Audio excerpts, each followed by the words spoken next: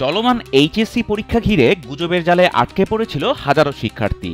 HSC পরীক্ষাকে কেন্দ্র করে একদল অসাধু চক্র বুড়ে চলেছিল এক ভয়ঙ্কর জাল। ভুয়া প্রশ্নের জাল বিছিয়ে অসহায় শিক্ষার্থীদের ঠকাচ্ছে এক শ্রেণীর প্রতারক। উদ্দেশ্য ছিল দেশের ভবিষ্যৎ প্রজন্ম, কোমলমতি শিক্ষার্থীদের চলমান পরীক্ষার পবিত্রতা নষ্ট করে মিথ্যে আসার ফাঁদ পেতে লক্ষ লক্ষ টাকা হাতিয়ে নেয়ার। কিন্তু সাইবার দানবদের এই স্বপ্ন এবার গুড়িয়ে দিল পুলিশের অপরাধ তদন্ত বিভাগ সিআইডি।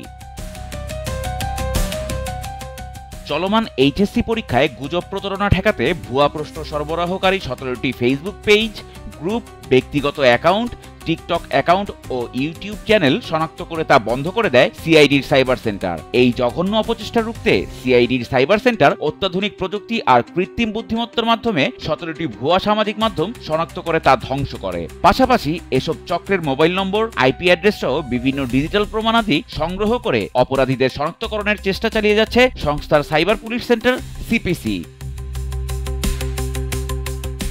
পরীক্ষার্থী ও অভিভাবকদের এ ব্যাপারে সচেতন থাকার বার্তা জানিয়ে সামাজিক যোগাযোগ মাধ্যমে ইতিমধ্যে সচেতনতামূলক বিজ্ঞপ্তি প্রকাশ করছে সিপিসি। পাশাপাশি সন্দেহজনক কোনো তথ্য পাওয়া মাত্রই তা মুহূর্তেই সিপিসির হেল্পলাইন, ফেসবুক পেজ কিংবা ইমেইলে জানানোর নির্দেশও দেওয়া হয়।